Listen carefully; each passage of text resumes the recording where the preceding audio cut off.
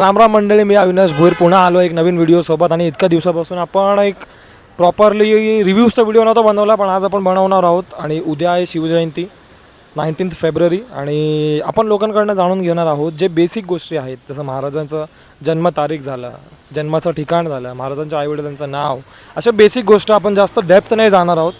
आणि लोकांकडनं हे जाणून घेणार आहोत की लोकांना एवढं तरी बेसिक इन्फॉर्मेशन आहे का. आणि सध्या आपण आहोत दादरमध्ये, आणि दादरमध्ये सध्या शिवतीर्थाला आपण बघू शकतो. आजचा आपला व्हिडिओचा प्लॅन होता हिंदीमध्ये बनवायला, पण शिवतीर्थ बघून आपण मराठीमध्ये व्हिडिओ बनवतो आहे. सो लेट्स गो, बघूया.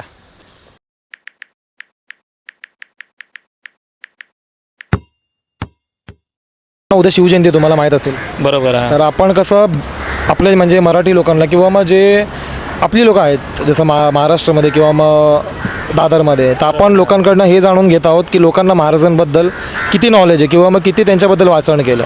तर बेसिक प्रश्नांपासून आपण सुरुवात करणार आहोत. महाराजांचा जन्मतारीख आणि जन्मसाल काय आहे? 1627 आहे जन्म. म्हणजे तारीख तर मला हे नाही, पण 16 उद्याचीच आहे, 19 फेब्रुवारी. 19 फेब्रुवारी. मला वाटलं पहिल्या बोलतो. 1630 नाही ना? नाही 1627 आहे. 1627. हां. महाराजांचा जन्म कुठे झालेला, कुठल्या किल्ल्यावर? शिवनेरीला. पहिला गड कुठला जिंकलाय? पहिला त्यांनी कोंढाणा. रॉंग आहे. ठीक आहे, तोरणा असेल, तोरणागड. आणि एक शेवटचा प्रश्न, जसं सिंधुदुर्गामध्ये महाराजांचा पुतळा वगैरे पडला, तर त्याच्याबद्दल काय वाटणार? म्हणजे आता तुम्ही मराठी आहात किंवा मग शिवभक्त आहात, हे बघून तुम्हाला काय वाटणार ते पुतळ्याबद्दल?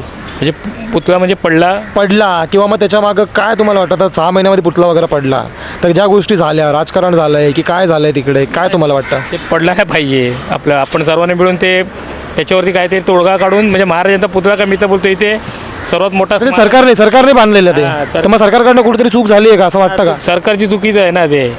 एवढे आपल्याला म्हणजे हिंदू लोकांचं आपलं कुलदैवतच आहे ते. तर मग लोक इतकं शांत का राहिली जेव्हा ते पुतळा वगैरे पडला? लोक इतके शांत का झाली? शांत आता काय लोकांचं आता प्रत्येकाचा हे पण सर्व बदलत चाललं आहे सगळं काळ वेळ, त्यामुळे कोणाचं काय सांगू शकत नाही. पण मला तर असं वाटतं की एवढे मोठे आपल्याला ज्यांनी हिंदुत्व दिलं त्यांना आपण हे केलंच पाहिजे त्यांच्यासाठी. हिंदुत्व की हिंदवी स्वराज्य, या दोघांमधनं कोणाला तुम्ही? हिंदुत्व आणि हिंदवी स्वराज्य वेगळं वेगळं आहे, तर या दोघांमधनं तुम्ही कोणाला निवडणार? हिंदुत्व हे सावरकरांचा शब्द आहे आणि हिंदवी स्वराज्य महाराजांचा शब्द आहे. महाराजांचा मग हिंदवी स्वराज्य नक्की. हिंदुत्व पण आपलंच आहे, हिंदवी स्वराज पण आपलंच आहे, पण महाराजांचा होता की हिंदवी स्वराज्य. हो.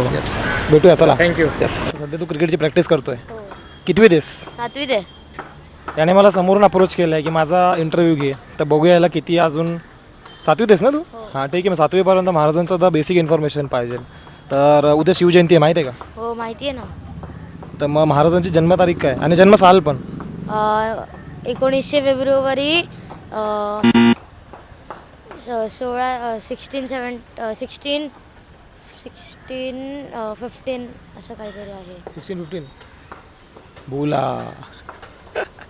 तर महाराजांचा राज्याभिषेक कुठल्या गडावर झाला माहिती आहे का? रायगड. नक्की? तोरणा नाही ना? रायगड. टायगर नाही, ते रायगड. आणि पहिला किल्ला कुठला जिंकलेला महाराजांनी? पहिला किल्ला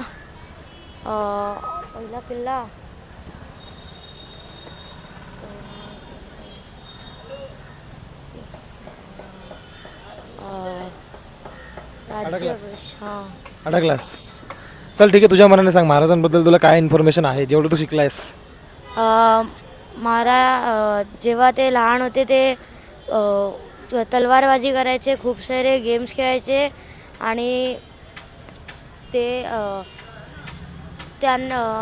त्यांनी खूप गड जिंकले आहेत, आणि त्यांच्या सैन्यात खूप शूरवीर होते, जसे की तानाजी, सरसेनापती हंबीरराव, बहिर्जी नाईक. आता एक काम कर, आता या बॅटलाच तुझा तलवार समज आणि बॉलला अफजल खान समजून ठोकत राहा. निसता ठोकत राहा म्हणजे मारत राहा. समजला ना? करशील ना? हो नक्की. कुठपर्यंत तुझं एम काय नक्की क्रिकेटमध्ये? कुठपर्यंत जायचं आहे तुला? इंडियामध्ये डेब्यू करायचं आहे. इंडियामध्ये डेब्यू करायचं आहे. मला ओळखशील ना तेव्हा? मी येईल इंटरव्ह्यू करायला तुझं. हो. चल भेटूया. तुझं नाव काय? माझं नाव दिव्यांग. माझं Bye नाव करा दिवा. सगळ्यांना बाय. Subscribe Bye. करा, बोला सबस्क्राईब करा, सबस्क्राईब करा, लाईक करा, शेअर करा, लाईक शेअर सगळं करा. सगळं करा. जाऊ आता मी. चल बाय. बाय. तर महाराजांचा जन्मतारीख आणि जन्मसाल काय आहे हे माहिती आहे का? नाही. तर कुठल्या गडावरती महाराजांचा जन्म झालेला आहे हे माहिती आहे? शिवनेरी. शिवनेरी. नक्की नक्की. बघा. नक्की. आणि पहिला गड कुठला जिंकलेला महाराजांनी? आठवत पण थोडा अभ्यास नाही. तर मग आता एक गोष्ट लक्षात घ्या, आपल्याला अभ्यास करायचा आहे मराठी माणूस म्हणून, कारण महाराज आपल्या महाराष्ट्रामधनं पहिला आपला त्या गोष्टी पाहिजे बरोबर. तर मग आता नॉर्मली आपण अभ्यास करूया सर्व मराठी लोक मिळून, आणि बेसिक इन्फॉर्मेशन आहे जे महाराजांबद्दल ते तरी ठेवूया. नुसतंच आपण नको फक्त स्टेटस पुरता किंवा मग एक तिथपुरतं नको राहूया, आपण शिकूया आणि 4 लोकांना पण सांगूया. चालेल ना? करशाल नक्की? ओके ओके ठीक आहे. नक्की नक्की. आता एकदम हात दाखवा तिकडे. चला, छत्रपती शिवाजी महाराज की जय. आज Q&A जसं इंटरव्ह्यू घेतात ना तसं आज Q&A करणार आहोत आपण.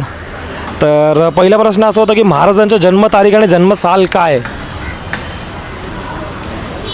16 सालामध्ये आता एवढं मला माहिती आहे.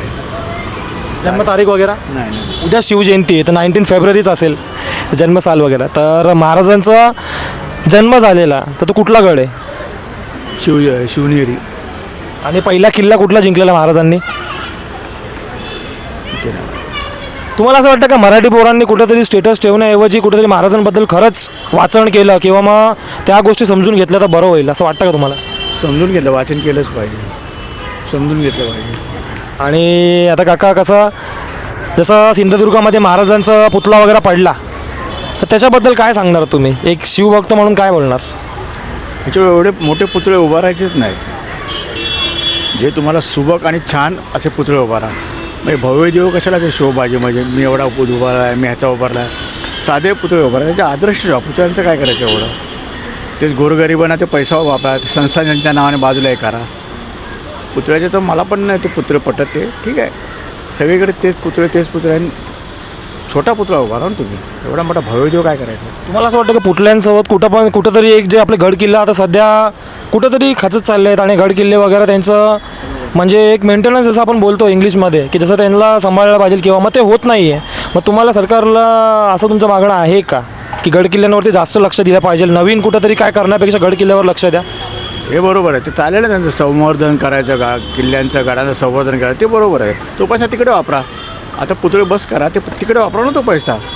पण ते तर लोकांना माहीत पडेल ना, संवर्धन किल्ल्याचं गडांचं केलं तर हे अतिउत्तम आहे.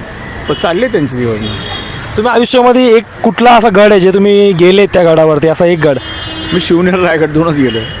तुम्ही कुठेच गड नाही गेलेत? अजिबात नाही. की महाराजांचं जन्मतारीख आणि जन्मसाल हे तुमच्यामध्ये कोणाकोणाला माहिती आहे? 1660 एप्रिल 19 19 फेब्रुवारी. बोल ना. 19 फेब्रुवारी 1630. नक्की तू काय बोलतो? तुझं सांग. 1630 हा बरोबर. असं नको बोलू. नाही सर्व आपल्या माझ्या पण मनात लक्षात चुकू येतं शकतो. पण मला वाटतं 1630. म्हणजे तू 1660 बोलला. 1660 हा कन्फ्यूज झाला थोडं ते 1630 मध्ये. 1630 आहे ठीक आहे. आणि पहिला गड कुठला जिंकलाय महाराजांनी? पहिला गड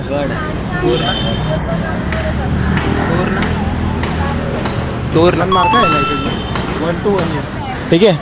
आणि महाराजांचा जन्म कुठल्या गडावर झालेला? आणि अजून काय प्रश्न विचारू शकतो? एक लास्ट प्रश्न एक यूथ म्हणून विचारतोय. सध्या जे पण असे महाराजांच्या गोष्टीत किंवा मग अशा काहीतरी गोष्टी जे आपल्या म्हणजे इमोशनली आपण त्या गोष्टींवर डिपेंडेंट असतो किंवा आपण इमोशनल होऊन जातो, मग त्या गोष्टींचे जास्त स्टेटस वगैरे ठेवले जात आहेत फक्त, आणि कुठंतरी ज्या गोष्टींबद्दल वाचन केले पाहिजे ते वाचन होत नाही आहे. असं वाटतं का तुम्हाला लोकांना? वाटतं फक्त दिखाव्याचं राहून गेलं आहे. आणि आता मला एक गोष्ट सांग, जसं सिंधुदुर्गमध्ये महाराजांचा किल्ला वगैरे महाराजांचा जे पुतळा पडला सिंधुदुर्गमध्ये माहिती आहे ना, पडलेला झाले 6 महिने. तर मग तिकडं कुठंतरी राजकारण केलं गेलं असं वाटतं का एक यूथ म्हणून? राजकारण तर लाईक सगळीकडेच आहे आणि तिथे पण झालंच आहे, कारण की त्यांना प्रतिसाद नाही दिला त्या गोष्टीला, की ॲक्शन घेतली नाही, एवढं काही सगळं झालं. ज्या प्रकारे लोकांनी रस्त्यावर उतरलं गेलं पाहिजे त्या प्रकारे उतरले गेलेले का असं वाटतं का? एवढं नाही. या जागेवर विरोधकांची सरकार असती तर विरोधकांची हल्लाबोल झाला असता. मग 2 दोन शिवजयंती बनवल्या जातात आपल्या इकडे, एक तिथीप्रमाणे आणि एक तारखाप्रमाणे. तर कुठली शिवजयंती बनवली गेली पाहिजे एक यूथ म्हणून काय वाटतं? तिथी महत्त्वाची असते, सो तिथीप्रमाणे लाईक बनवली गेली पाहिजे. छावा मूवी बघितला? कोणी बघितला? कसं वाटलं?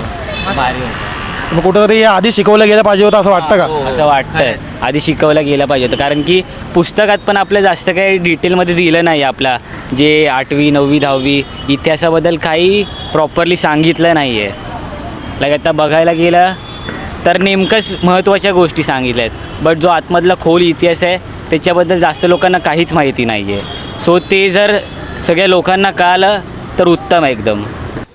तर ज्या प्रकारे आता सध्या सिंधुदुर्गला किल्ला वगैरे पडला, आपल्या महाराजांचा पुतळा वगैरे पडला, तर मग ज्या प्रकारे आवाज उचलला गेला नाही, तर तुम्हाला असं वाटतं का तिकडे काहीतरी चुकीचा कारभार झाला आहे आणि मग तिकडे आवाज उचलायला पाहिजे होता महाराष्ट्रामध्ये? हां, साहजिकच आहे ना, चुकीचंच झालेलं आहे ना ते. कारण महाराजांचा पुतळा आज आपण कुठेही जरी बांधलं, स्वतः एखादं कुठलं जरी बांधकाम जरी केलं ना, तरी ते 10-15 वर्ष टिकतं. पुतळा वर्षामध्ये 2 वर्षामध्ये जर तो पडत असेल तर काहीतरी त्याच्यामध्ये इश्यू आहे ना, काहीतरी प्रॉब्लेम आहेत ना. आणि त्याच्यामध्ये आवाज उठवून लोकांनी आंदोलन पण केली, पण त्याला प्रतिसाद किती लोकांचा भेटला? पण शेवटीला राजकारण केलं आणि गप्प बसले. तुम्हाला असं वाटतं का कुठंतरी इकडे काँग्रेसची सरकार असली तर जागा खूप पेटली असती महाराष्ट्रामध्ये? काय ते? याच जागेवरती जर काँग्रेसची सरकार असती तर मग कुठंतरी महाराष्ट्राचं वातावरण अजून पेटलं असतं? नाही, सरकारचं काय सांगू शकत नाही. ह्या विषय ना कोणतंही सरकार येऊ द्या, ते सगळे मिली भगत असतात, ह्याच्यावरती काय करू शकत नाही. पण कसं असतं माहिती आहे, पब्लिकच आवाज उठवणार, त्याच्यावरती होणार, पब्लिकच्या ह्याच्यावरती आहे. सरकार कोणतंच करू शकत नाही, ना काँग्रेस करू शकत, ना राष्ट्रवादी, ना शिवसेना, ना BJP, कोणच नाही करू शकत. सर्वांना त्यांचं पडलेलं असतं. महाराजांचं वीरांचं त्यांना काय नसतं. सगळे महापुरुष हे जातीमध्ये त्यांनी वाटून ठेवलेले आहेत आणि त्याच्यावरून त्यांचं राजकारण करतात, त्याच्यावरती त्यांचं राजकारण चालतं. हा जर हे महाराजांचं असेल किंवा जे महापुरुष आहेत त्यांचा जर विचार करत असेल, तो एक सामान्य नागरिकच करतो, नेते लोक कोण नाही करत.